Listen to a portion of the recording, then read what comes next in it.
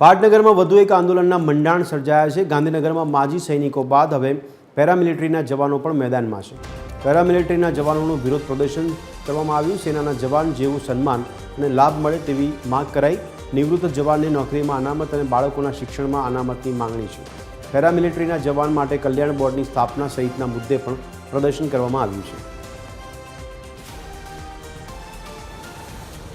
विशेष 5 वर्षથી लगातार राज्य सरकारમાં જે સેનાના જવાનોનું સન્માન મળે છે એ તમામ સુવિધાઓ આપણા પેરામિલિટરીના જવાનોને મળવું જોઈએ, કારણ કે સરહદ અને આંતરિક સુરક્ષામાં શાંતિના સમયમાં હોય કે યુદ્ધના સમયમાં આપણા દેશની એક રાષ્ટ્રની સેના જ છે, ખાલી નામ અલગ છે। એક ડિફેન્સના અંડરમાં આવે છે, એક હોમ મંત્રાલય, ગૃહ મંત્રાલય આપણા અહીંના જ ગૃહમંત્રી આદરણીય અમિત શાહ સાહેબના અંદરમાં આવે છે। તો એમને પણ આ સુવિધાઓ લાભ મળે એના સંદર્ભમાં આજનું આ વિરોધ પ્રદર્શન સમજીએ। ન્યાય ઓપરેશનના નામથી આ આંદોલન આજે વિરોધ પ્રદર્શન કરવામાં આવ્યું છે।